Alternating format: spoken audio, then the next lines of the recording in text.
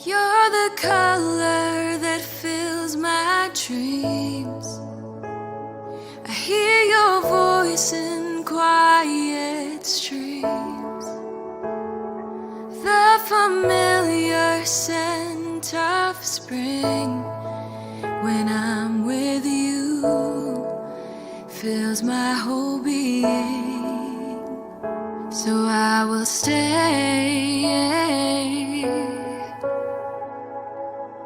and I will wait for you. So I will stay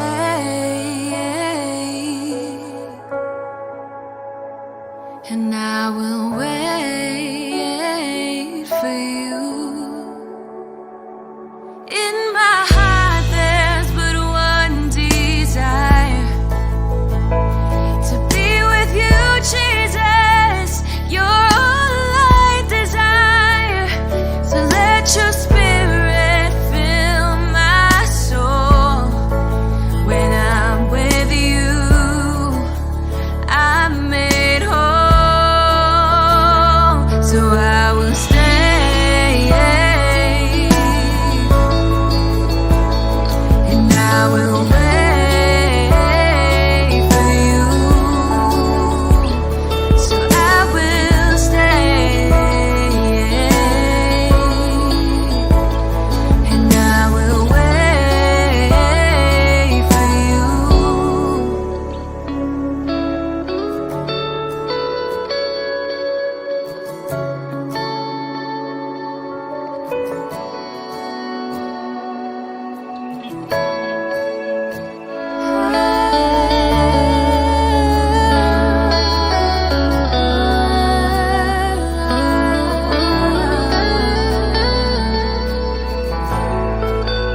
How can I forget you? How can I forget you? How can I forget the love that set me free? How can I forget you? How can I forget you?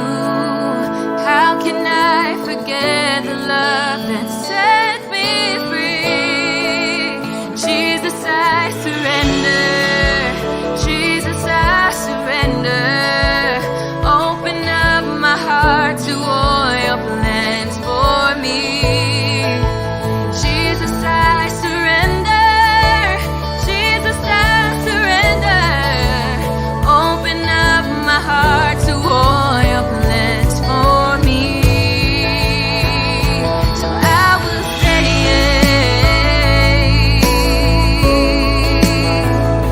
and I will wait for you.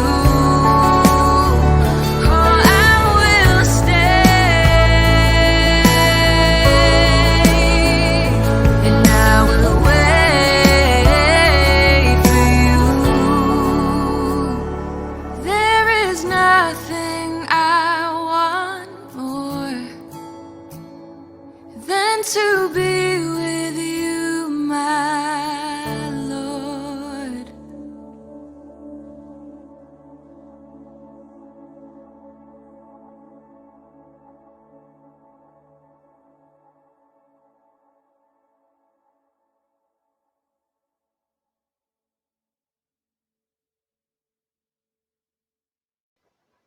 Magandang umaga po mga kapatid sa bawat isa po sa atin. So purihin po ang Diyos sa umaga pong ito at tayo po ay magkakasama muli in spirit sa pagsamba po natin sa ating pong Diyos. Tunay nga po na ang araw na ito ay araw na kung saan ay itinalaga ng Diyos, araw na pinagpala ng Diyos upang sa ganon sama-sama po tayo na lumuwalhati sa kanyang dakilang pangalan. Sa ating pong pagpapasimula mga kapatid, samahan niyo po ako dito sa awit 145 verse 1 to 3. Ganito po ang sinasabi. Ang kadakilaan ng Diyos ko at hari, aking ihahayag. Di ko titigilan magpakailanman ang magpasalamat. Aking pupurihin, pasasalamatan siya araw-araw. Di ako titigil ng pasasalamat magpakailanman. Dakila ka, Yahweh, at karapat-dapat na ikaw ay purihin.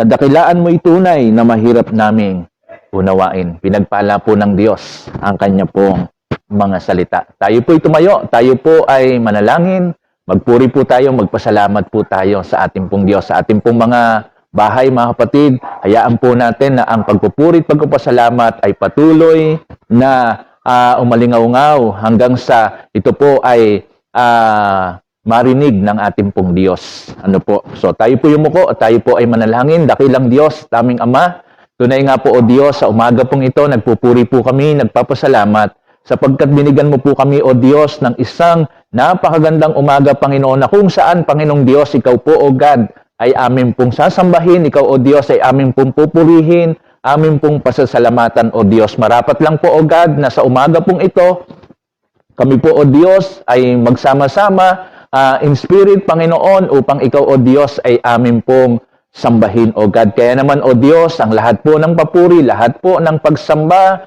kalwalatian, kadakilaan o Diyos ay amin pong inaalay sa iyo sapagkat ikaw ang aming Diyos na makapangyarihan sa lahat. Ikaw ang aming Diyos na walang katulad. Ikaw ang aming Diyos na hindi po nagbabago, Panginoong Diyos. Kaya naman po, Panginoon, sa umaga pong ito, ikaw lang po o Diyos ang amin pong itinataas. Nagpapasalamat din po kami, Panginoong Diyos, sa buong isang linggo na ipinagkaloob mo po sa amin. Salamat din po, Panginoong Diyos, sa mga biyaya at pagpapala mo na tinanggap po namin sa pag-iingat mo, Panginoong Diyos. Salamat po, Panginoon, sa iyo pong kabutihan, sa iyo pong kagandahang loob sa amin pong mga buhay, sa amin pong mga pamilya, o Diyos. So Lord, tunay nga po, Panginoon, kinikilala rin po namin, o Diyos, na kami po, o God, ay nagkukulang, nagkakamali. Kaya naman, o Diyos, sa amin pong pagharap sa iyo, amin pong ipinapahayag, Panginoong Diyos, ang amin pong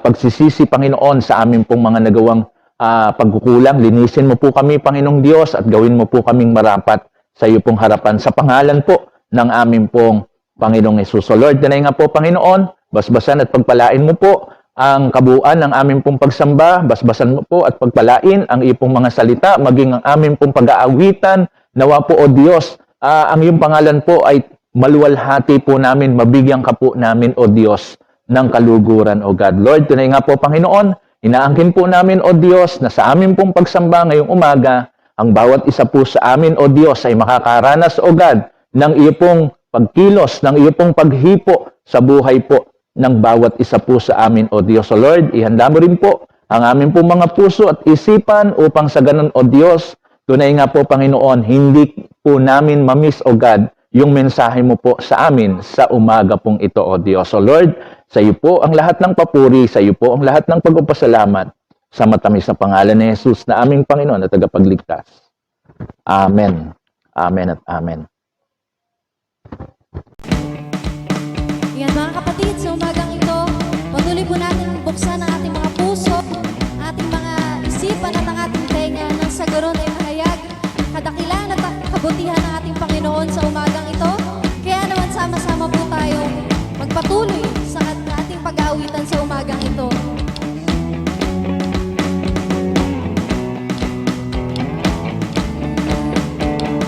Oh,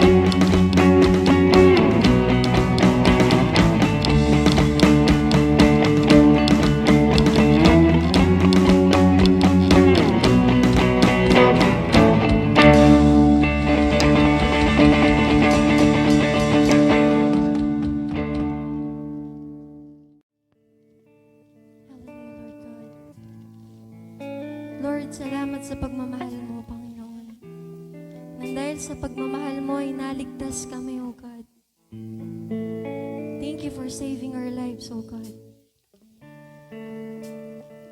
At sa mga araw na ito, Panginoon, sama-sama kaming magpupuri at magpapasalamat sa iyo, Panginoon. Kung gaano ka kadakila, kung gaano yung kabutihan mo sa buhay namin, Panginoon. Salamat sa araw-araw na pagsama mo sa amin, Lord. Hindi mo kami iniwan, hindi mo kami pinabayaan, O God. Hallelujah, O God.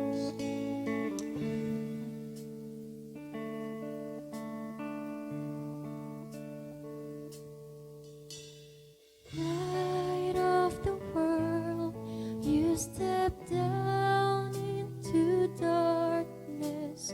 Open my eyes, let me see beauty that made this heart adore you. Hope of a life spent with you.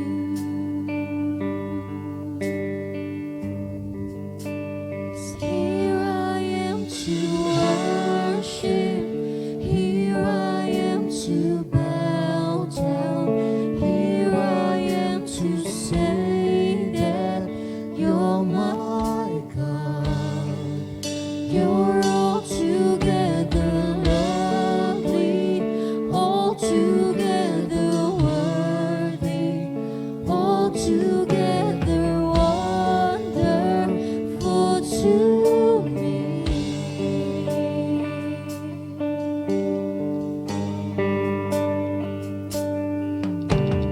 King of all days, oh so highly exalted, glorious in heaven above.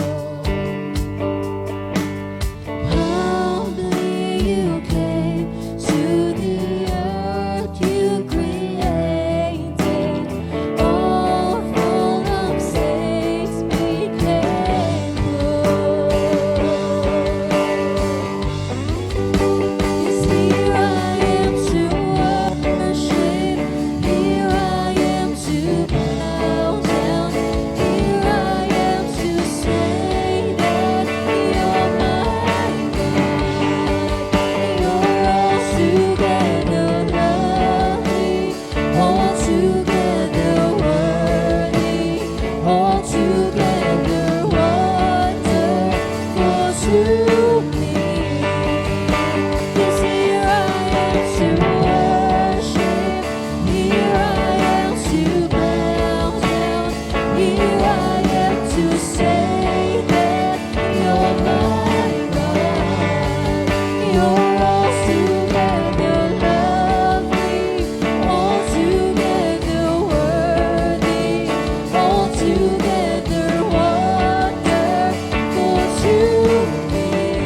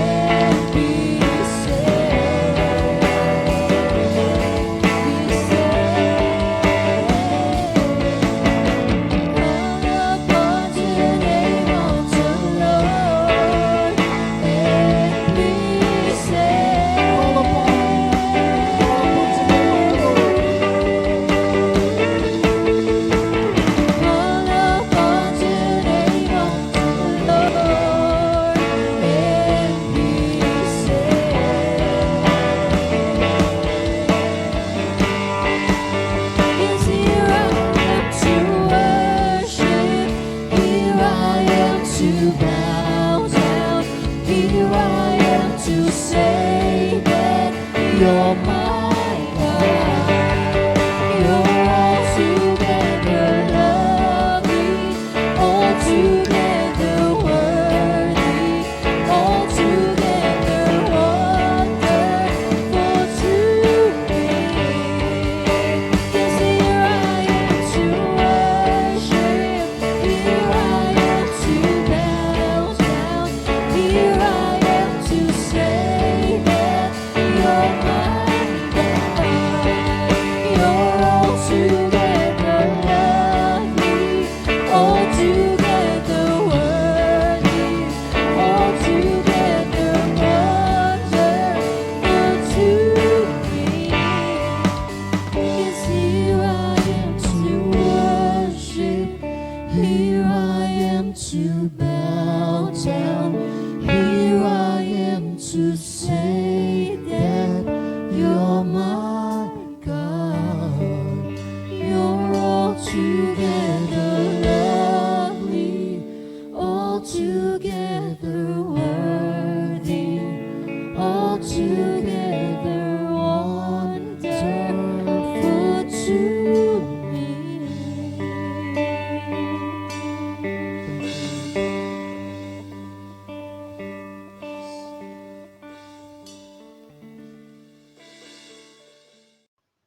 Magandang umaga pong muli mga kapatid sa bawat isa po sa atin, maging sa ating pong mga kasama sa ating pong online at sa mga makakapanood pa po ng ating pong online service na ito, online worship. Ano po, magandang umaga po sa inyo at nawa nga po sa araw na ito ay patuloy nyo pong maranasan yung pagkilos at biyaya po ng ating pong Diyos. Sa umaga pong ito mga kapatid, patuloy po tayong mag-aaral po ng salita po ng Panginoon. So ating pong pinag-uusapan sa buwan po na ito, yung patungkol po doon sa isang buhay na masasabi po nating mas mabuti.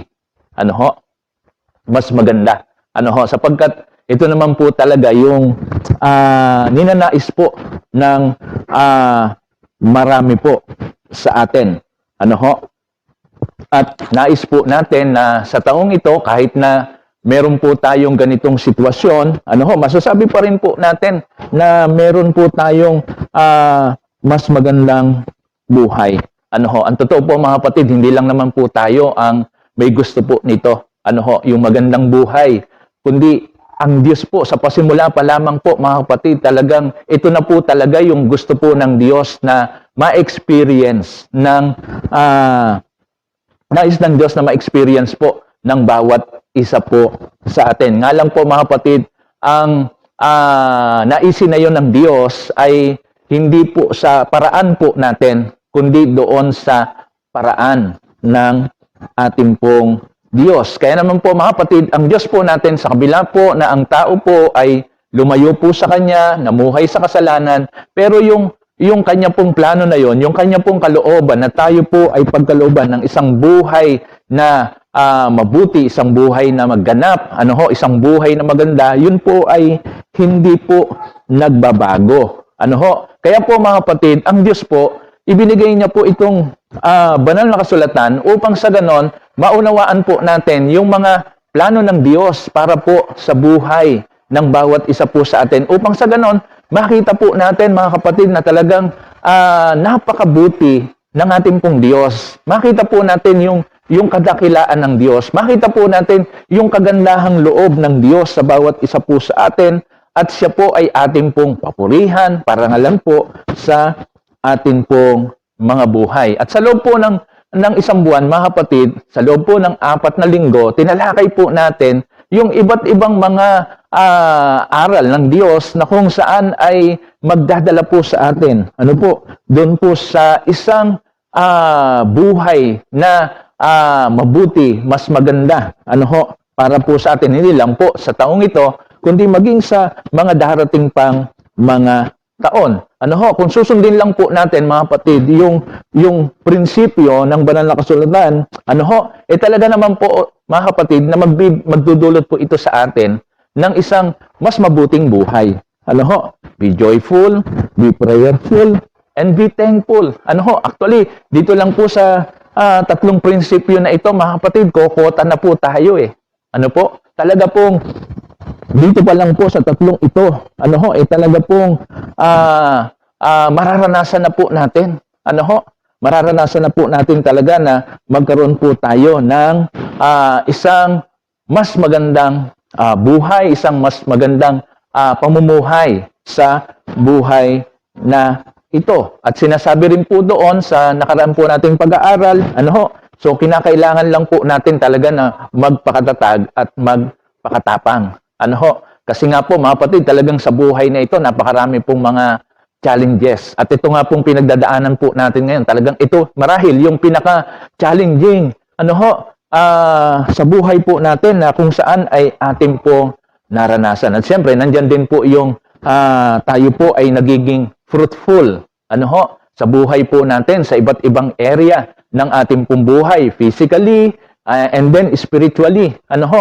kapag tayo po ay nagmumultiply, talaga pong makikita po natin na siyempre, mas maganda po yung buhay po natin. Siyempre, hindi rin po mawala po dyan yung paglilingkod po natin sa ating pong Diyos. So, lahat po ng yan mga kapatid, itinuro na po ng Diyos sa bawat isa po sa atin. Ang kinakailangan na lang po natin gawin, ito po ay i-apply po natin sa ating pong buhay. Kaya naman mga kapatid, ito po yung ating pong pag-aaralan sa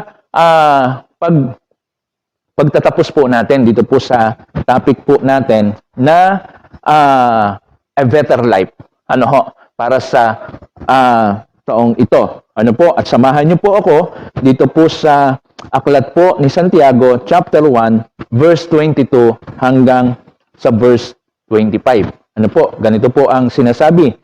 Mamuhay kayo ayon sa salita ng Diyos, kung ito'y pinakikinggan lamang ninyo, ngunit hindi isinasagawa, dinadaya ninyo ang inyong sarili. Sapagkat ang nakikinig ng salita, ngunit hindi sumusunod dito, ay katulad ng isang taong tumingin sa salamin at pagkatapos makita ang sarili, ay umaalis at kinalilimutan ang kanyang anyo. Verse 25, ang taong nagsasaliksik at nagpapatuloy sa pagsunod sa kautosang ganap na nagpapalaya sa tao, ang pagpapalain ng Diyos sa lahat ng kanyang gawain. Siya ang taong gumagawa at hindi siya katulad ng nakikinig lamang at pagkatapos ay nakakalimot. Pinagpala po ng Diyos ang kanya pong salita. Tayo po ay umuho, tayo po ay manalangin. Salamat po o Diyos sa iyong mga salita na ipinagkaloob mo po sa amin ngayong umaga. At nawa nga po o Diyos sa amin pong pagbubulay-bulay po dito. Patuloy ka po o Diyos na magpakahayag sa bawat isa po sa amin. At nawa nga po Panginoon, makita po namin at matutunan po namin o Diyos yung mga katotohanan na nais mo pong makita ng bawat isa po sa amin. At nawa nga po Panginoon, bigyan mo po kami ng isang puso na handang tumanggap at sumunod na may pananampalataya sa mga salita mo na amin pong mapapakinggan sa umaga pong ito. Purihin ka, O Diyos, sambahin ka. Ito, O Diyos, ang aming dalangin sa matamis sa pangalan ni Jesus na aming Panginoon at tagapagligtas. Amen. Amen. Ang sumulat po, mga kapatid, ng talata na binasa po natin ay si Santiago. Ano ho, hindi po yung alagad po ng ating pong Panginoon na kapatid po ni Juan, kundi ang kapatid po ng ating pong Panginoong Jesus sa laman. So, yung anak po ni Maria. Ano ho, alam naman po natin mga kapatid, yung kasaysayan po, ano ho, na nung una, ito pong mga kapatid po ng ating pong Panginoong Jesus ay hindi po naniniwala po sa kanya. Pero later on, ano ho, na-realize po nila, naintindihan po nila na ang ating pong Panginoong Kristo, siya po yung Mesyas na ipinangako po ng Diyos sa kanila. Ano ho, at ito po ay kanila rin naman pong sinampalatayanan. At si Santiago po, siya po ay naging isa sa mga pangunahing alagad, ano ho, ng ating pong Panginoon noon pong unang iglesia. At dito po sa aklat na sinulat niya po mga kapatid, itinuturo niya po rito yung patungkol po sa pananampalataya. Ang tamang pananampalataya na dapat na makita sa buhay ng bawat mananampalataya. Hindi po sa salita lamang dapat makita yung pananampalataya, kundi doon sa pamumuhay na dapat na sa pamumuhay po natin nakikita. Ano ho? Yung ating pong pananampalataya. Ibig sabihin po mga kapatid, hindi lang natin sinasabi na may pananampalataya tayo sa Diyos, kundi yung pananampalatayang sinasabi po natin ay nakikita rin sa pamamagitan po ng ating pong mga gawa. Ano ho? At dito po sa talatang binasa po natin mga kapatid, makikita po natin dito yung encouragement or recommendation or yung pamanhik ano ho, ni Santiago doon po sa mga sinulatan niya po, particular mga kapatid, doon po sa mga Hudyo.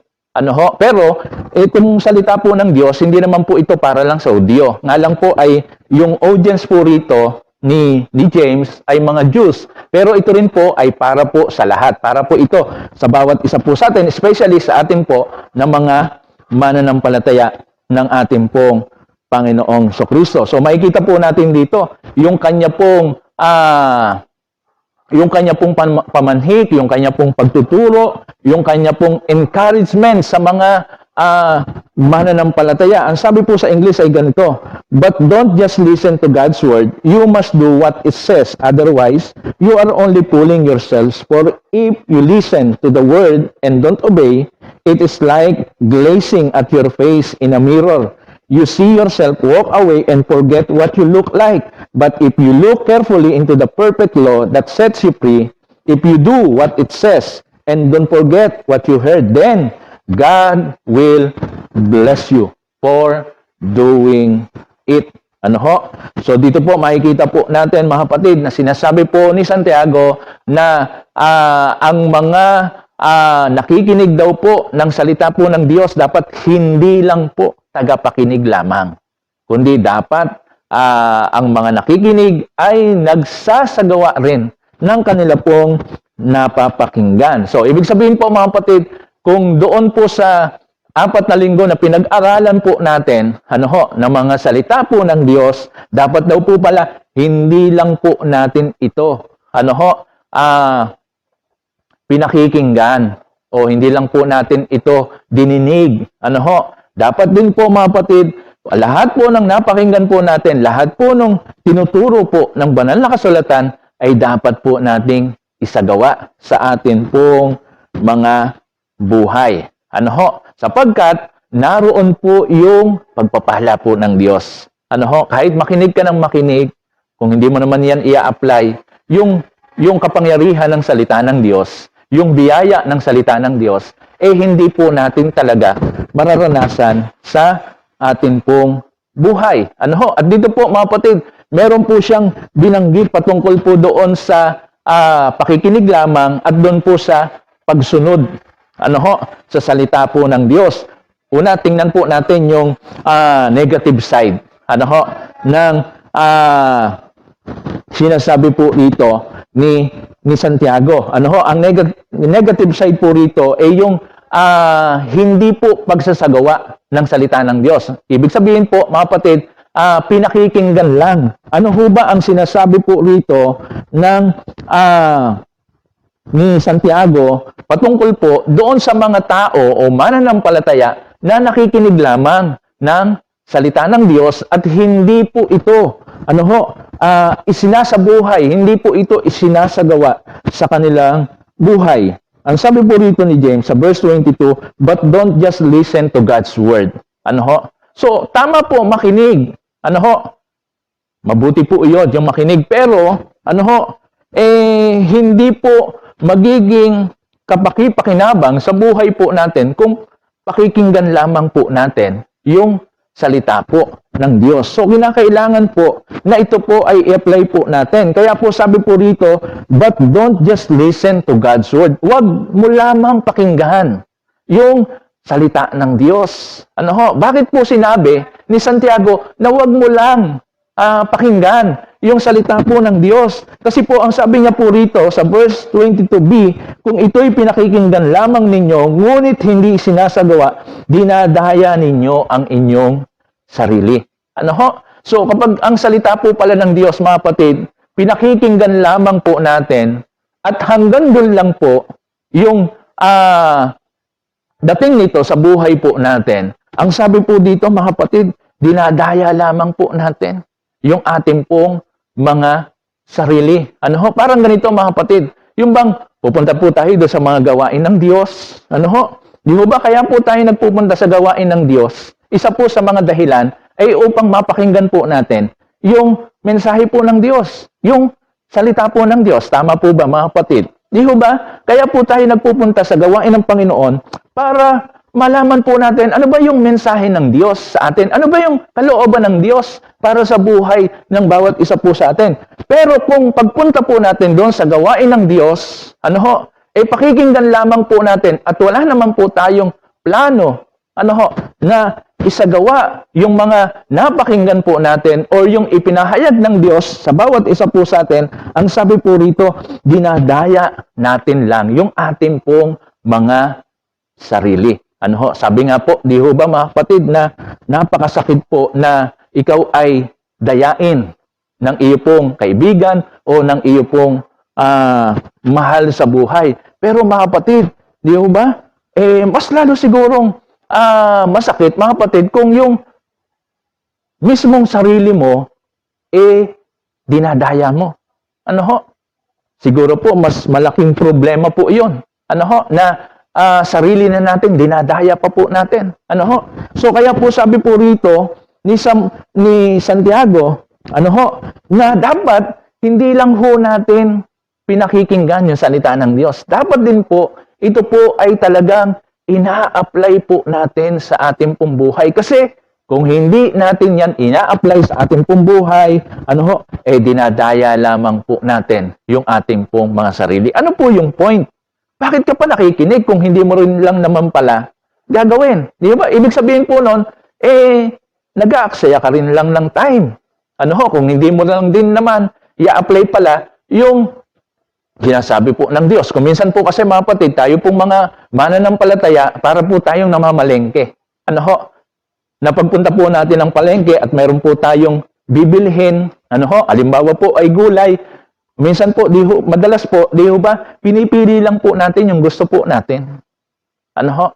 Pero sa salita po ng Diyos, mga kapatid, hindi ho po pwede na pipiliin lang po natin yung gusto natin. At yung ayaw po natin, hindi po natin i-apply. Ano ho? Ang salita po ng Diyos, ano ho? Hindi po kinakailangan piliin. Ano ho? Lahat ng nakasulat po diyan na tinuturo po ng Diyos, kalooban po ng Diyos, kinakailangan po natin talagang i-apply sa buhay ng bawat isa po sa atin. Ano ho? Kung hindi daw po natin i-apply, ayon kay Santiago, dinadaya lamang po natin yung ating po mga sarili. Ano ho? Kaya po, ang sabi niya, but don't just listen to God's word. Ano ho? Wag lang po tayong taga-pakinig. Ano ho? Wag lang po tayo yung taga-pakinig. Ano ho? Ng salita ng Diyos. So, ang sabi po, dinadaya lang po natin ang ating pong mga sarili. Pangalawa po, ang sabi, sa verse 23 hanggang 24, ano ho?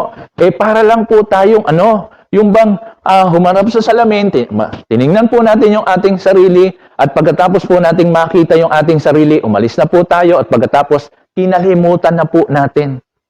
Ano ho? Kinalimutan na po natin kung ano po yung ating pong anyo. Ano ho? So, kaya po sabi po dito, kung hindi mo i-apply ang salita ng Diyos sa iyong buhay, para ka lang tumingin sa salamin at matapos mong makita ang iyong sarili, wala ka namang ginawa.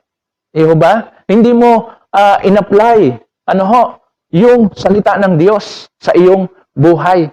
Parang, tulad ng sinabi po natin, nagsimba, nakinig ng mensahe, pero hindi naman isinakatuparan. Hindi naman isinagawa. Kaya po, ang sabi po ni Santiago, para ka lang tumingin sa salamin at pagkatapos ay nakalimutan mo. O kinalimutan, kasi sa Tagalog po, ang sabi, kinalimutan Sabi po sa Tagalog ay ganito, sa verse 24, at pagkatapos makita ang sarili, umalis at kinakalimutan ang kanyang anyo. Kinakalimutan ang kanyang anyo. Ibig sabihin po, pag sinabing kinakalimutan, ibig sabihin po nun, sinasadya. Sinasadya. Kinakalimutan. Kaya po dito makikita po natin mga kapatid na sinasabi po ni Santiago, na dapat hindi lang po tayo tagapakinig.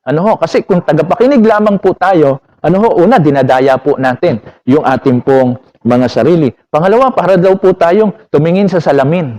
At matapos nating makita, umalis po tayo, kinalimutan na po natin yung ating pong itsura. Parang ganun din po sa salita ng Diyos. Matapos nating pakinggan, kinalimutan na rin po natin. Kaya, siyempre, ang mangyayari po nun, walang application sa buhay po ng bawat isa po sa atin. Kaya po mga kapatid, ang negative side po nito, hindi lamang po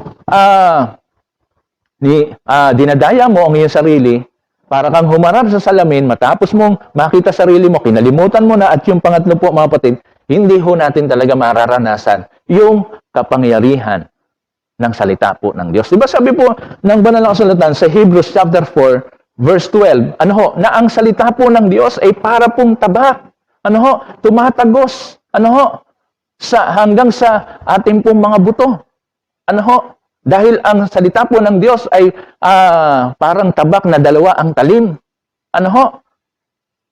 Pero kung hindi naman ho natin i-apply po ito sa buhay po natin, talagang hindi po natin mararanasan ang kapangyarihan po nito.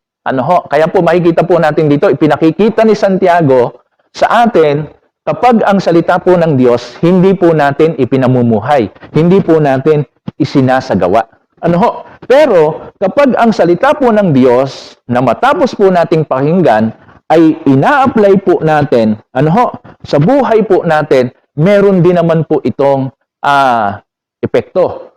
Meron din po itong biyaya sa buhay ng bawat isa po sa atin. Verse 25, ang sabi po ng talata, but the one having looked intently in the perfect law, that of freedom, and having continued in it, not having been a forgetful hearer, but a doer of the work, this one will be blessed in his work. This one will be blessed in his work. Kapag daw po ina-apply po natin yung salita po ng Diyos na ganap at nagpapalaya. So, ibig sabihin po mga kapatid, sa ating po mga buhay, mararanasan po natin talaga yung freedom. Mararanasan po natin yung kalayaan. Isang example po mga kapatid, na nais po nating pansinin, yung mabuting balita ng kaligtasan na kung saan ay ating pong napakinggan at matapos po nating mapakinggan, ito po ay tinanggap po natin sa ating po mga buhay at dahil po doon, ito po ay sinampalatayanan po natin. Di po ba? Di po ba mga kapatid, sa ating po mga buhay, nung mapakinggan po natin yung mabuting balita, ng kaligtasan patungkol po sa ating Panginoong Sokristo, tayo po ay nanampalataya sa ating pong Panginoong Sokristo. Tinanggap po natin siya bilang Panginoon at tagapagligtas ng buhay ng bawat isa po sa atin. Kaya naman mga kapatid, matapos po nating tanggapin yung pagliligtas po ng Diyos sa pamamagitan ng pananampalataya po natin sa ating pong Panginoong Sokristo at doon po sa ginawa ng ating Panginoong Sokristo doon sa krus ng Kalbaryo, pinagsisihan po natin yung ating pong mga kasalanan. Ano po ang naidulot po nito sa ating pong mga buhay? Di po ba mga kapatid, ang naidulot po nito ay yung kalayaan po natin. Saan? Kalayaan po natin sa kasalanan. Kalayaan po sa kamatayan o sa kapangyarihan ng kamatayan. At dahil po doon mga kapatid, di ko ba sinasabi po ng banal na kasulatan na dahil kay Kristo, tayo po ay malaya na po. Malaya na po tayo sa sumpa ng kautusan. Kaya po mga kapatid, makikita po natin dito na kapag ang salita po ng Diyos ay ina-apply po natin sa ating pong mga buhay, ito po ay nagdudulot sa buhay po natin ng paglaya. Kahit naman po mga kapatid, halimbawa po kapag ikaw ay nasaktan, meron pong nakapanakit sa iyo. Di ho ba? Sinasabi po ng banal na kasulatan na kung may taong gumawa sa iyo ng hindi mabuti, gumawa sa iyo ng masama, ano ang sinasabi po ng banal na kasulatan? Patawarin sila. Kaya kapag ito po ay ina-apply po natin sa ating pong mga buhay, pinalalaya po tayo ng Diyos doon sa hirap ng kalooban, doon sa sugat na kung saan ay dinulot ng masasakit na karanasan na naranasan po natin doon sa mga tao maaring nakapaligid po sa atin. Ano ho? Kaya po mga kapatid, sinasabi po ni Santiago, ano ho, na kung ang salita po ng Diyos, pakikinggan lamang po natin, hindi po natin mararanasan yung kapangyarihan nito. Yung kapangyarihan nito na magpalaya. Ano ho? Sa bawat isa po sa atin. Kasi sabi po rito mga kapatid, di ba, na ang salita po ng Diyos ay hindi lang po siya ganap, kundi nagpapalaya rin po. Ano ho? Kaya po, the more na ina-apply po natin yung salita po ng Diyos sa buhay po natin mga kapatid, pinalalaya po natin ang ating pong mga sarili sa iba't ibang mga nagpapahirap, umaalipin, ano ho, sa buhay po ng bawat isa po sa atin. Kaya naman sabi po ni Santiago, mga kapatid, ano ho, huwag lang tagapakinig. Ano ho, dapat ina-apply din, isinasagawa rin natin yung salita ng Diyos sa buhay ng bawat isa po sa atin. Hindi ka lang makakaranas ng paglaya. Ano ho? Ang sabi po rito, ano man ang iyong gagawin. Ano ho? Pagpapalain po ng Diyos. Ano ho? Pagpapalain po ng Diyos. Ang sabi po doon sa verse 25, ano ho? Ang sabi po, not having been a forgetful hearer, but a doer of the work, this one will be blessed in his work. Ito ay pagpapalain po ng Diyos. Ang taong ito ay pagpapalain ng Diyos. Anuman ang kanyang ginagawa. Ano ho? Sa kanya pong buhay. So, ibig sabihin po mga kapatid, ang salita po ng Diyos ay may dulot po talagang pagpapala sa buhay po ng bawat isa po sa atin. Kaya po mga kapatid, kung gusto po natin talaga, ano ho, na magkaroon po ng isang magandang buhay, mas magandang buhay, ano ho, sa buhay na ito, ano ho, ang kinakailangan po natin gawin ay isagawa po natin yung mga aral, yung mga salita ng Diyos na ating pong napapakinggan, yung mga salita ng Diyos na ating pong pinag-aaralan, yung mga salita ng Diyos na ating pong binubulay-bulay. Ano ho? Sa araw-araw ng ating pong buhay. At ang pagsasakatuparan po mga kapatid ng salita po ng Diyos sa ating pong mga buhay ay naka-anchor po yan, naka-angkla po yan doon sa ating pong pananampalataya. Ano ho? Naka-angkla doon po sa pananampalataya. Kasi po mga kapatid, hindi mo magagawa ang inuutos ng Diyos, yung kalooban ng Diyos, kung hindi mo siya sasampalatayanan. Kung hindi ka mananalig doon sa sinasabi po ng Diyos. Ano ho? Kaya po, hindi po natin talaga magagawa yung pinagagawa ng Diyos sa bawat isa po sa atin kung wala po tayong pananampalataya. Halimbawa po mga kapatid, yung magalak. Magalak tayong lagi. Ano ho? Kung wala kang pananampalataya sa Diyos, wala kang pananampalataya doon sa salita ng Diyos, magagawa mo ba yon? Lalo na kapag dumadaan ka sa mahigpit na pagsubok ng iyong buhay, magagawa mo pa rin bang magalak? Ano ho? Magagawa mo pa rin bang ngumiti kahit sa gitna ng problema? Ano ho? Kung ikaw ay merong pananampalataya, ano ho? Magagawa mo pa rin magalak. Bakit? Kasi mga kapatid, hindi mo lang titingnan yung sitwasyon mo, ano ho? Na ikaw ay nakakaranas ng hirap, kundi titingnan mo rin po, mga kapatid, yung iba pang mga bagay na nagaganap sa iyong buhay na kung saan ay pwedeng magdulot sa iyo ng kagalakan. At dahil nakikita mo yon, yung ginagawa po ng Diyos na kahit na nasa panahon ka ng pagsubok, makikita pa rin sa buhay mo na merong kagalakan. Ano ho? Baka pamumuhay ka pa rin na may kagalakan. Kaya nga po mga kapatid, di ho ba? Minsan meron po tayong mga tao na bagamat may mabigat na pagsubok, sinasabi po natin, ang husay mo talagang magdala ng problema. Kahit may problema ka na, nagagawa mo pa rin ng umiti. Masaya pa rin ang buhay mo. Alam niyo po kung bakit, mga kapatid? Yun po ay dahil sa kanilang pananampalataya sa Diyos. Ano ho? Dahil nananalig sila sa Diyos. Ano ho? Na anumang problema yung kanilang pong pinagdadaanan, anumang pagsubok ang kanilang pong hinaharap, alam po nila, tutulungan sila ng Diyos doon. Pagtatagumpayin sila ng Diyos. Kaya, nandun pa rin yung yung kagalakan. Ano ho? Pangalawa po, pananalangin. Ang sabi po doon, laging manalangin. Paano kung sunod-sunod ang pagsubok sa iyong buhay?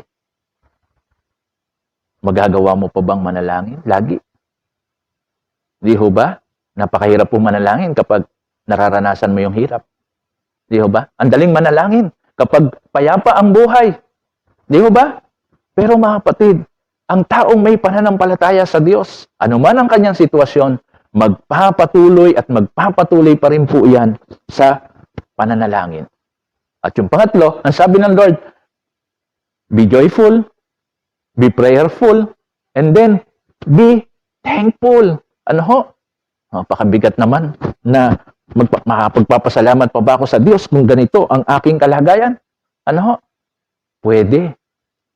Pwede. Kung yung pananampalataya po natin ay mag-ooperate sa buhay po natin. Ano ho? Bakit nga po ba si Job nagawa pa rin po niyang magpuri? Di ho ba sa ating pong Diyos? Bakit po? Ano ho? Kasi nga po mga kapatid, lahat ng bagay ay kinikilala niya na mula po sa Diyos. At yung bagay na yon ay kanya pong ipinagpapasalamat sa ating pong Diyos. Kaya po mga kapatid, sa pagsasagawa o pagsasabuhay ng salita ng Diyos, napakahalaga po ng pananampalataya. Dahil kung walang pananampalataya sa Diyos, sa Kanya pong mga salita, hindi po natin talaga maisa sa katuparan yung salita ng Diyos. Ang mangyayari po niyan mga kapatid, kakalimutan lang po natin talaga yung salita ng Diyos. At kapag ginawa po natin yon mga kapatid, hindi po natin mararanasan yung pagpapala po ng Diyos. At yun ang ayaw ni Santiago na maranasan po natin. Parang ganito po yung gustong iparating po ni Santiago mga kapatid sa kanya pong mga sinulatan. Na kapag ang salita ng Diyos hindi nyo inaplayan, hindi nyo mararanasan yung kapangyarihan niyan. Hindi ninyo mararanasan yung pagpapala ng Diyos. Hindi nyo mararanasan yung kilos ng Diyos sa inyong mga buhay. Parang nanghihinayang po si Santiago na kung ikaw ay tagapakinig lang, parang sinayang mo lang yung oras mo sa pakikinig tapos wala lang din. So para hindi masayang ang sinasabi po ni Santiago, ano man ang napakinggan mo, ano man ang nabasa mo, i-apply mo sa iyong buhay. Sapagkat ang pagpapala po ng Diyos, mga kapatid, nakadepende po talaga sa pagsunod. Sa Diyos. Basahin niyo po yung Deuteronomy chapter 28. Makikita po natin doon, mga kapatid, ang daming sinabi po roon ng Diyos na pwedeng maganap sa buhay ng mga Israelita. At yung klase ng buhay po na yon, yun po yung mag-aangat sa kanila. Hindi po sila nandun sa laylayan. Sila po yung nasa taas. Ibig sabihin po nun, maganda po yung magiging buhay po nila. Pero, mga kapatid, ang sabi ng Lord doon, kung inyong susundin ang aking kautusan. Paulit-ulit po iyon, mga kapatid. Kung inyong susundin ang aking kautusan. Sa Matthew chapter 6 verse 33, mga kapatid, ang sabi doon, but seek ye first His kingdom and His righteousness, and all these things shall be added unto you. Paano mo mararanasan yung sinabi po ng Lord doon sa dulo? And all these things shall be added unto you. Blessing yun, di po ba? O paano mo yun mararanasan? Ang sabi po, seek ye first His kingdom and His righteousness, and all these things shall be added unto you. So, gawin mo muna yung naunang sinabi. Unahin mo ang kaharian ng Diyos, unahin mo ang katuwiran ng Diyos. And then, anong susunod? All these things shall be added unto you. So, meaning, ang pagpapala ng Diyos, nakadepende po sa pagsunod ng bawat isa po sa atin. Kaya po sabi po ni James, huwag ka lang tagapakinig, kapatid. Dapat kang maging tagapagsagawa ng mga napapakinggan mong aral mula sa salita ng Diyos. Kaya kung hindi tayo sumusunod, huwag po tayong mag-expect, mga kapatid, ng blessing mula po sa Panginoon. Hindi tayo sumusunod, tapos mag-expect tayo ng blessing. Hello? Ano ho? Napaka-special naman po natin sa Lord kapag ka ganun. Ano ho? Na hindi ka sumusunod sa Kanya, tapos blessing ang ipaparanas sa iyo. Ano ho? So, tingnan niyo po mga kapatid, mga lingkod ng Diyos na kung saan nakaranas po ng pagpapala po ng Diyos sa kanila pong mga buhay. Si Noah. Ano ho? Bakit? Yung blessing po ng Diyos na ibinigay niya po kay Adam and Eve, ano ho? Ibinigay kay Noah. Doon po sa chapter 9 ng Genesis. Ano ho? Di ba? Sinabi po ng Lord kay Noah, be fruitful and multiply. Ano ho? Be fruitful and multiply. Di ho ba? Pinagpala po ng Diyos. Si Noah, bakit? Dahil sa kanya pong pagsunod na may pananampalataya sa atin pong Diyos. Di ho ba? Napakahirap po ng pinagawa po ng Diyos sa kanya. Pero sa kabila ng iyon, sumunod pa rin si Noah. Ano ho? At dahil po doon, pinagpala po siya ng Diyos. Si Abraham, si Isaac, si Jacob, si Joseph, si Joshua. Ano ho? Di ho ba? Makikita po natin sa kanilang po mga buhay, pinagpala po sila ng Diyos. Bakit? Kasi hindi lang po sila naging tagapakinig. Kundi sila po ay mga lalaki na sumunod. Ano ho? Doon sa kalooban ng Diyos. Kaya pansinin niyo po mga kapatid yung sinabi po ng Diyos kay Joshua sa verse 7 hanggang 8. Ang sabi, basta't magpakatatag ka at lakasan mo ang iyong loob, sundin mong mabuti ang buong kautusan ibinigay sa inyo ni Moses, huwag kang susuway sa anumang nakasa doon at magtatagumpay ka saan ka man magpunta. Huwag mong kaliligtaang basahin ang aklat ng kautusan. Pagbulay-bulayan mo yon araw at gabi upang matupad mo ang lahat ng nakasa doon. Sa ganon, magiging masagana at matagumpay ang iyong pamumuhay. Ano ho? Saan po nakadepende yung pagtatagumpay at masaganang buhay? Ano ho? Ni Joshua. Di ho ba doon sa pagsunod ng kautusan ni Yahweh? Kaya nga po sabi niya po rito, bulay-bulayin. Ano ho? Yung salita po ng Diyos, huwag kakaligtaang basahin. Ano ho? Yung aklat po ng kautusan. Kasi nga po mga kapatid, naandun po yung susi. Ano ho? Para maranasan po yung pagtatagumpay. O di ho ba mga kapatid, sa buhay po ni Joshua, nagkaroon po siya ng isang buhay na matagumpay. Bakit po?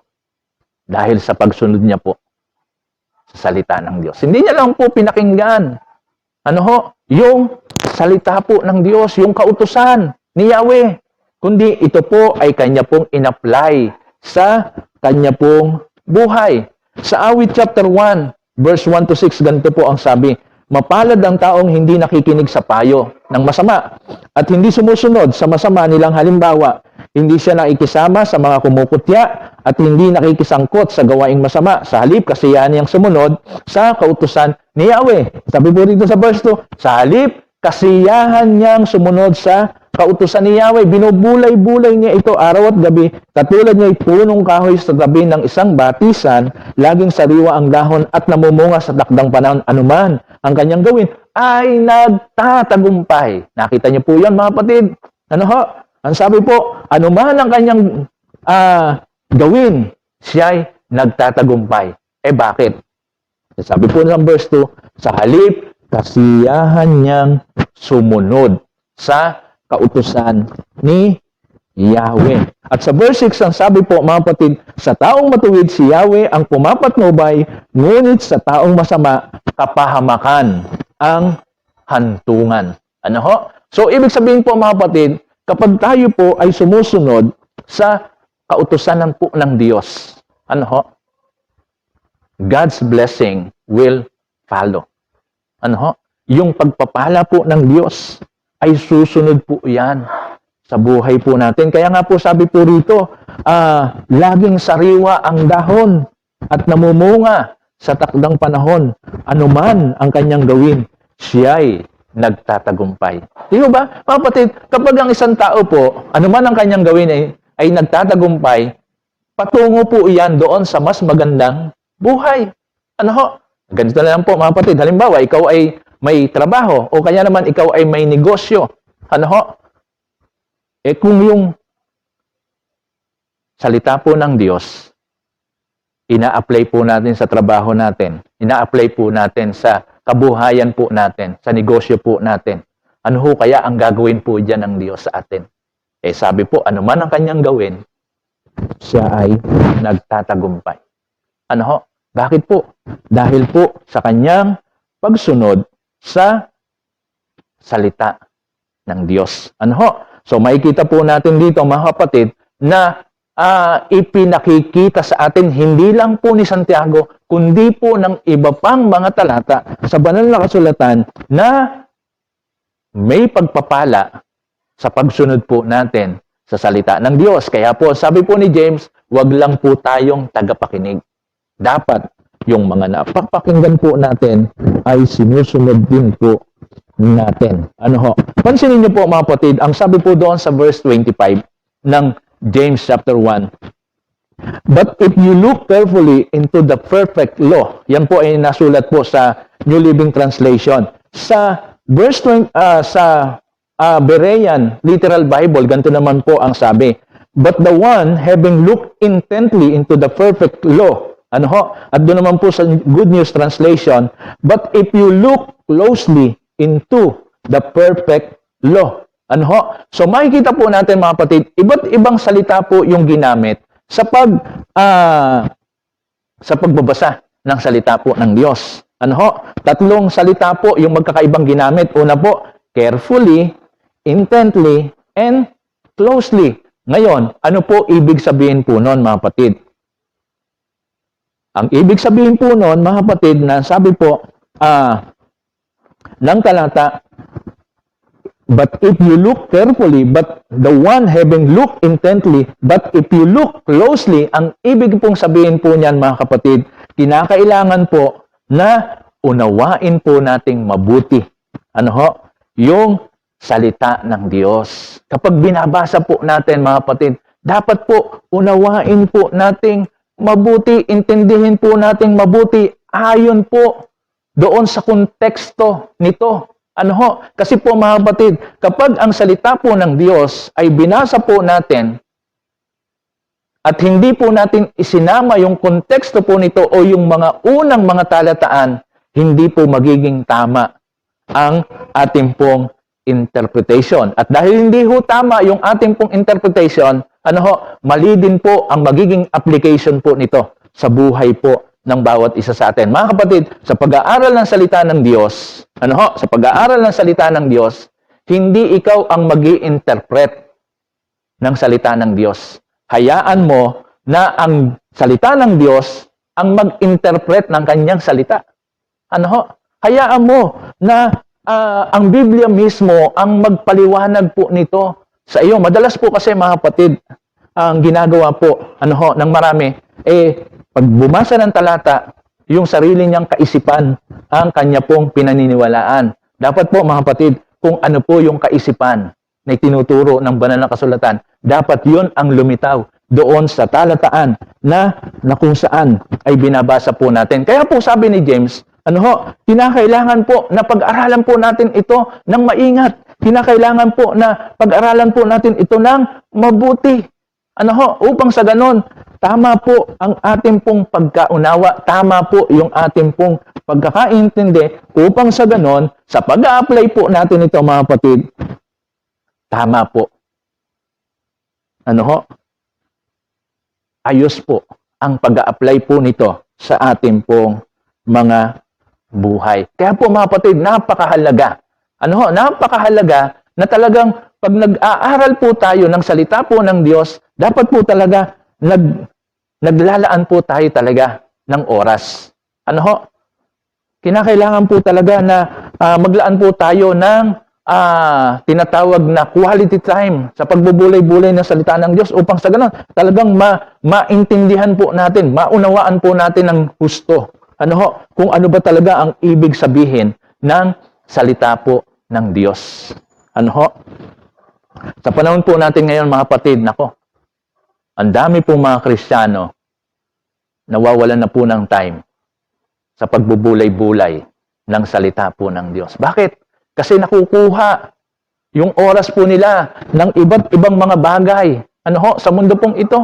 At ang isa po, mga kapatid, ano ho, na nakakaagaw ng oras sa marami pong mga tao, even sa mga Kristiyano, yung mga online games. Ano ho? Sa internet. Ano ho? Social media. Ano ho? Pangalawa. Ano ho? Pero pagdating sa salita po ng Diyos, wala pong time. Wala pong panahon. Mga kapatid, ang salita po ng Diyos ay napakahalaga po sa ating pong buhay bilang mga Kristiyano. Napakahalaga po nito sa pamumuhay Kristiyano po natin. Napakahalaga po nito sa matagumpay na buhay Kristiyano. Sapagkat ang salita po ng Diyos, ano ho, ito po yung magpapalakas, magpapatibay sa ating pong pananampalataya. Kaya nga po sabi, di ba, sa Romans chapter 10, verse 14, faith comes from hearing, hearing the word of Christ. Ano ho? Kaya po mga kapatid, napakahalaga na ang salita po ng Diyos ay ating pong pinag-aaralan, ating pong binubulay-bulay upang sa ganon, ito pong mga sinasabi po ng Lord dito po sa kanyang banal na kasulatan ay mai-apply po natin sa ating pong mga buhay. Paano po tayo mamumuhay ayon sa kalooban ng Diyos? Kung ang salita po ng Diyos ay hindi po natin alam. Paano po tayo, paano po natin pagtatagumpayan? Ano ho? Yung iba't ibang mga pagsubok na pinagdadaanan po natin sa ating pong mga buhay, kung wala man lang po tayong mapanghahawakan ng mga promises ng God sa ating pong mga buhay. Kung ikaw ay natatakot, kung ikaw ay nababalisa, kung ikaw ay may karamdaman, anong pangako ng Diyos ang iyong panghahawakan? Ano yung pangako ng Diyos na iyong pananaligan upang ikaw ay makasumpong ng kalakasan? John 3:16. John 14:6. Ano ho? Mga kapatid, yun po ba ang tamang talata? Ano ho? Kapag ikaw ay natatakot?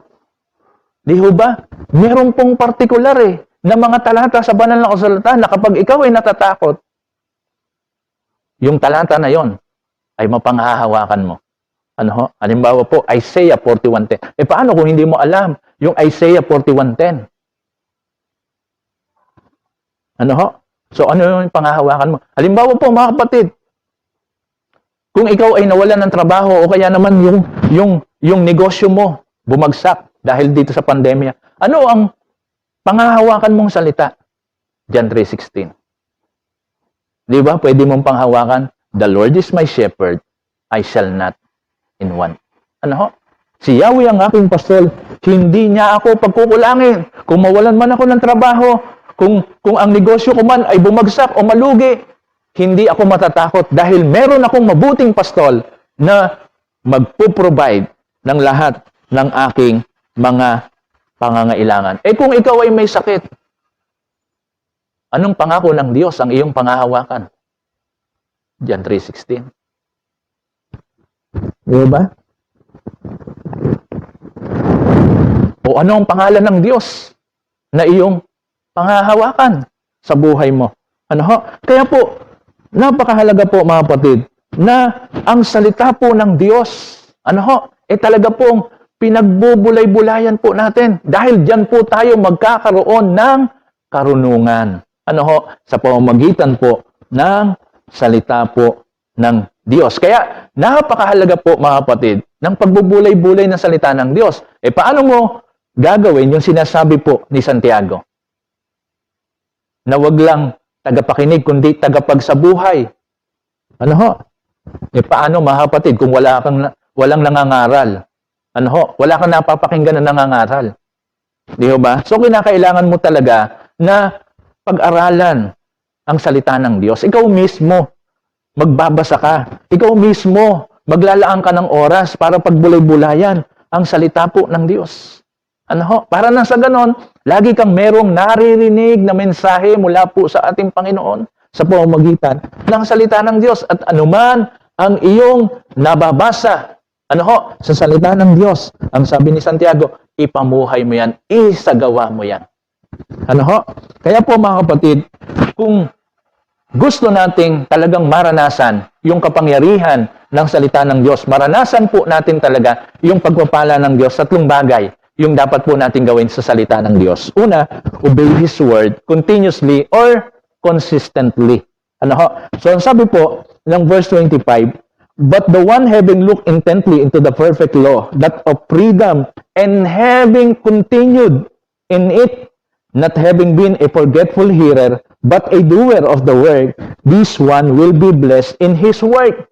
This one will be blessed in his work. Gusto niyo po bang mapabilang po doon, mga kapatid? Gusto po ba nating mapabilang po doon na sinasabi, this one will be blessed in his work? Ito ay siya ang pagpapalain ng Diyos. O lahat naman po tayo, gusto po natin yon. Pero mga kapatid, ang sinasabi po rito ng talata sa verse 25, but the one having looked intently into the perfect law, that of freedom, and having continued in it. So, ibig sabihin po mga kapatid, yung salita po ng Diyos, patuloyan po nating isasagawa sa buhay po natin. Ano ho? Hindi po yan yung napakinggan po natin ngayong araw na ito, i-apply po natin, then next day, hindi natin i-apply. Ano ho? Hindi po ganon. Ano ho? Kinakailangan, patuloyan po natin. Kinakailangan po, consistent po tayo sa pag-a-apply ng salita ng Diyos sa buhay ng bawat isa po sa atin. Kung sinabi po, be joyful, be prayerful, be thankful. Ano ho? Dapat po consistent po tayo doon. Ano ho? Dapat po continuously po, ano ho, na ginagawa po natin yung tatlong bagay po na yon sa buhay po natin. Ano ho? Hindi lang po yung kung kailan po natin kailangan. Ano ho? Sa lahat ng sitwasyon, sa lahat ng pagkakataon, dapat po natin gawin. Tingnan niyo po mga kapatid, may papakita po ako sa inyo mga kapatid dito po sa Joshua chapter 1 verse 7 hanggang 8. Ito madalas po natin itong napapakinggan na Ano ho? Ang sabi po rito, be strong and very courageous. Be careful to obey all the instruction Moses gave you. Do not be deviate from them, turning either to the right or to the left. Then you will be successful in everything you do. Study this book of instruction continually. Meditate on it day and night, so you will be sure to obey everything written in it. Only then will you prosper and succeed in all you do. Diba, ang sinasabi po rito ng Diyos kay Moses, sundin mo ang kautusan. Ano ho? Sundin mo ang kautusan. Pero mga kapatid, yung pagsunod sa kautusan, mga kapatid, very challenging po yan. Ano ho? Napakatinding hamon yan sa buhay ng bawat isa po sa atin. Bakit po? Kasi po mga kapatid, merong inuutos sa atin ng Diyos, minsan hindi po natin maintindihan. Minsan hindi ho kayang unawain ng ating pong payak na kaisipan. Ano ho? Kaya po sabi ng Lord sa kanya, be strong and very courageous. Ano ho? Doon po sa unang sinabi po ng Lord, ang sabi niya, be strong and courageous. Pero dito po sa pangalawa, sa verse 7, ang sabi niya, be strong and very, very courageous. Ano ho? Bakit po? Sapagkat napaka-challenging, ano ho, ng pagsasakatuparan ng salita ng Diyos. Kaya po sabi dito, study this book of instruction continually. Ano ho? Kung patuloyan po yung pag-aaral ng salita ng Diyos, dapat patuloyan din po ang pagsasagawa po nito. Ano ho? Sa buhay po natin. Kaya po mga kapatid, ang pagsunod na hinahanap po sa atin ng Diyos, ano ho? Consistent. Ano ho? Consistent. Ano ho? Kaya po pala mga kapatid, ang sabi po ng Lord sa John 15, verse 5, yes, I am the vine, you are the branches. Those who remain in me and I in them will produce much fruit. For apart from me, you can do nothing. Apart from me, you can do nothing. Ano koneksyonan? Ano ho? Sabi nga po natin, very challenging So, ibig sabihin po niyan mga kapatid, hindi mo masusunod ang salita ng Diyos kung wala po ang tulong ng Diyos. So ano dapat natin gawin? So dapat po mga kapatid, lagi po tayong connected sa Lord. Ano ho? Dapat po, lagi po tayong nakakonekta sa ating pong Diyos para yung kapangyarihan, kalakasan ng Diyos, ang maranatan natin sa ating pong mga buhay upang sa ganon, meron po tayong kakayanan ngayon na sumunod doon sa kalooban ng ating Diyos. Sapagkat ang sabi, apart from me, you can do nothing. Kung kayo hiwalay sa akin, wala kayong magagawa. Kaya po mga kapatid, para maging consistent po tayo sa pagsasakatuparan ng salita po ng Diyos, kailangan po natin talaga ng intimacy with God. Ano ho? Intimacy with God. Ano ho? Yun po, kapag sinabi po natin consistency, ano ho? Yun po bang kahit meron kang takot, kahit na para bagang nagdadalawang isip ka, yung para bagang hindi mo maintindihan yung kalooban ng Diyos, pero sa kabila nito, ginagawa mo pa rin yung kalooban ng Diyos, ang tawag po doon ay consistency. Ano ho? At yun ang nais po ng Diyos na makita sa bawat isa po sa atin. Ano ho? Hindi lang po yung kung kailan mo lang gustong gawin, i-apply sa buhay mo yung salita ng Diyos. Hindi lang doon sa panahon na kailangan mo yung salita ng Diyos. Kundi kung ano man ang sitwasyon na pinagdadaanan po natin sa buhay po natin, consistent po tayo sa pagsunod sa salita po ng Diyos. Pangalawa po, obey His word committedly. Ano ho? Obey His word committedly. Ang sabi po sa God's Words Translation, ganito, in verse 25. However, the person who continues to study God's perfect teachings that make people free and who remains committed to them will be blessed. People like that don't merely listen and forget. They actually do what God's teaching says o say. Ano ho? So makikita po natin dito mga kapatid, hindi lang pala dapat continuous. Hindi lang po pala dapat consistent po tayo. Dapat po mga kapatid, committed din po tayo sa salita ng Diyos. Kapag sinabi po natin committed sa salita po ng Diyos, ang ibig sabihin po niyan mga kapatid, wala po tayong choice kundi sumunod sa kalooban ng Diyos. Ano ho? Kasi mga kapatid, kapag ikaw ay committed, ano ho? Kung ano man yung kalooban ng Diyos, yun ang gagawin mo. Ano ho? Kahit pa po hindi mo naintindihan pa, ano ho? Wala kang choice kundi sumunod. Ang tawag po doon ay committed. Ano ho? Pangalawa, committed in His word means you will take stand in His word. Ano ho?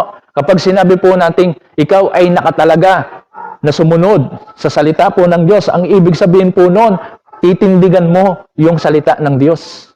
Ano ho? Kahit na po meron pong mga kumokontra sa iyo, kahit na po meron pong hindi matutuwa ano ho, sa desisyon mo, dahil ang desisyon mo panindigan yung salita ng Diyos, mananatili ka dyan. Ano ho?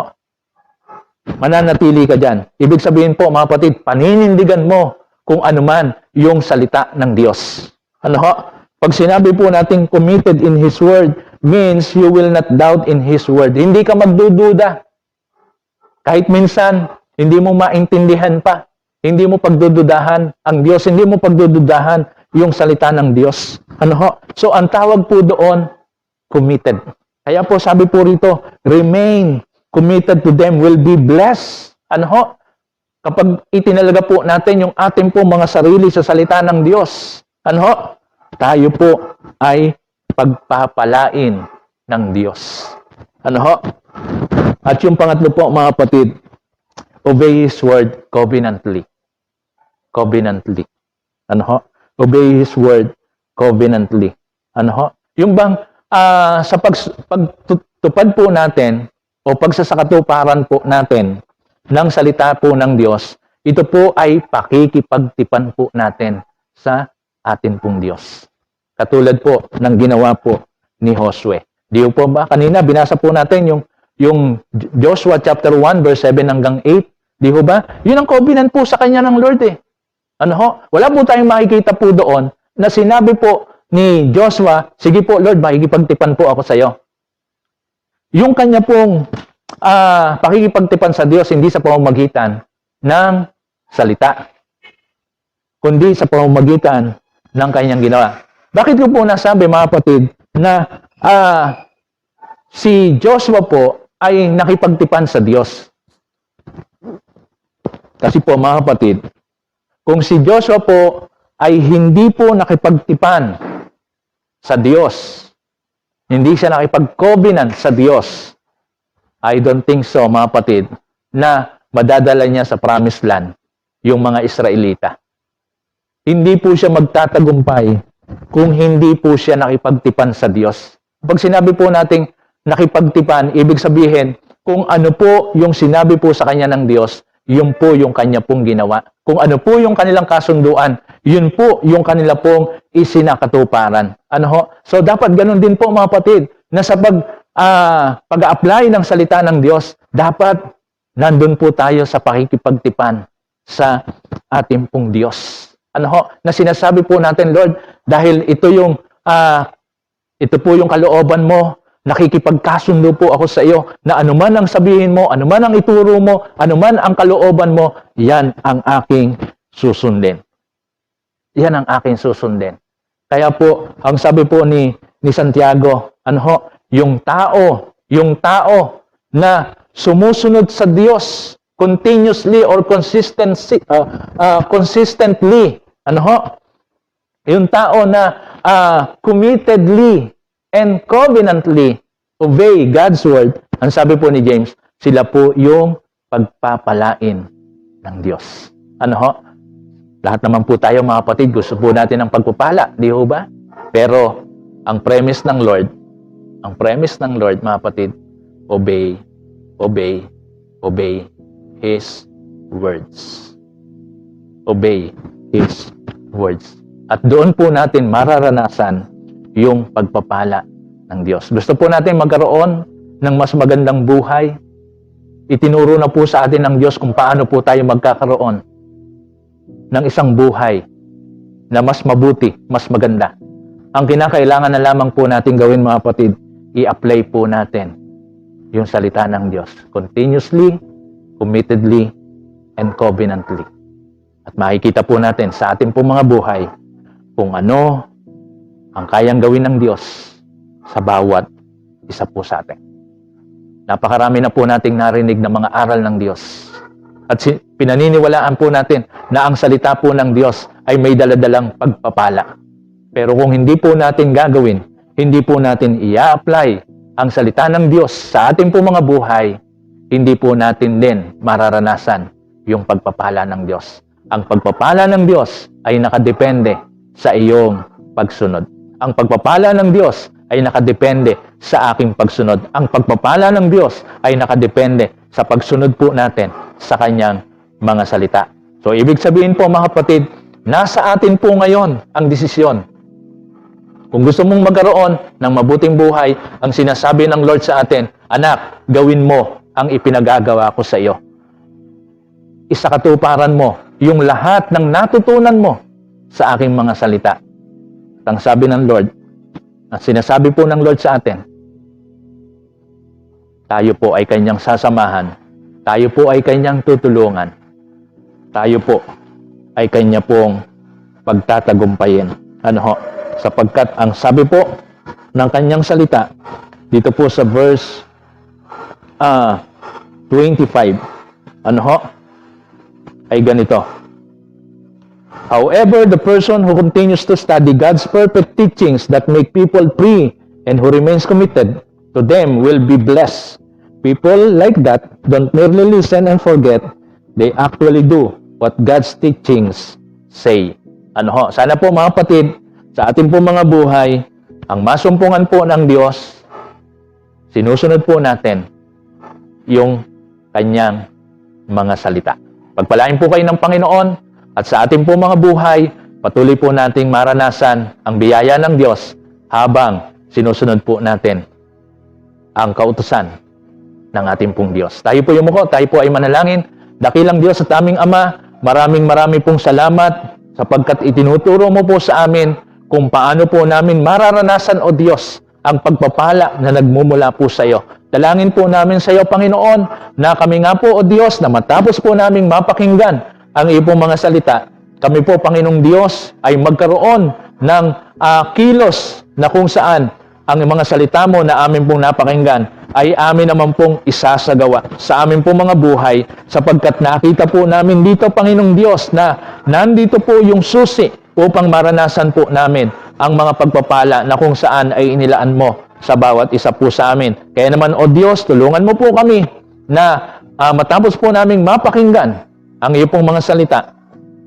Ito po, Panginoon, ay mai-apply po namin sa amin pong mga buhay upang sa ganun, O Diyos, ikaw na aming Diyos ay amin pong mapupurihan, maparangalan sa amin pong mga buhay, O Diyos. Pagpalain niyo po, Panginoon, ang bawat anak mo, pagpalain niyo po, O Diyos, ang bawat kasama po namin sa online worship na ito, at nawa po, O Diyos, sa kanila pong mga buhay, habang sila po, O Diyos, ay sumusunod sa iyo pong mga salita, makita po nila ang katotohanan, O Diyos, ng mga aralin na itinuro mo po sa amin ngayong umaga. Purihin ka, O Diyos, sambahin ka. Ito, O Diyos, ang aming dalangin sa matamis na pangalan ni Jesus na aming Panginoon na tagapagligtas. Amen. Amen at amen.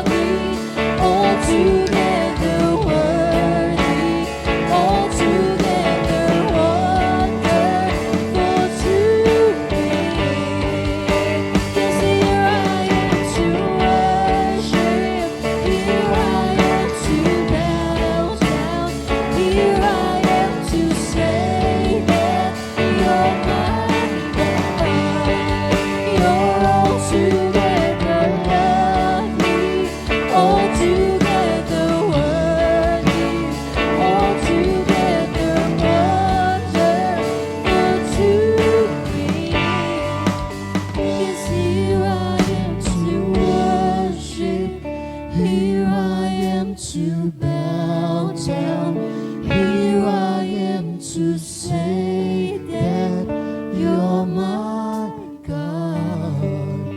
You're altogether lovely, altogether worthy, altogether wonderful to me.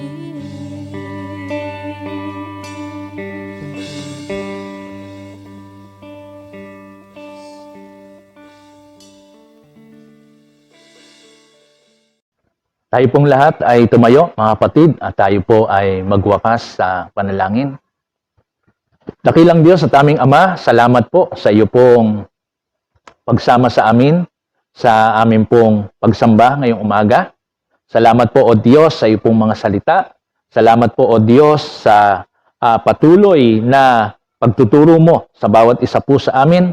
Salamat po, Panginoong Diyos, sapagkat patuloy mo po, O Diyos, na ipinakikita po sa amin, Panginoon, yung mga pamamaraan upang ikaw, O Diyos, ay maranasan po namin sa amin pong mga buhay at ang pagpapala mo, O Diyos, ay talaga naman pong ma-experience ng bawat isa po sa amin. Ang amin pong dalangin sa iyo, Panginoon, nawa po, O Diyos, masumpungan mo na talagang ang iyong mga salita ay pinapahalagahan po namin, ang iyong mga salita ay amin pong ipinamumuhay sapagkat narito po talaga, Panginoong Diyos, ang susi upang sa ganon, O God, maranasan po namin yung isang uri ng pamumuhay, isang uri ng buhay na masasabi po namin na mas mabuti, Panginoon. Lord, tunay nga po, O Diyos, igawad mo po ang iyong basbas sa iyo pong mga anak at sa mga kasama po namin sa online service na ito. Mga kapatid, pagpalain nawa kayo ng Panginoon at ingatan, paliwanagin nawa ng Panginoon ang kanyang mukha sa inyo at mahabag sa inyo.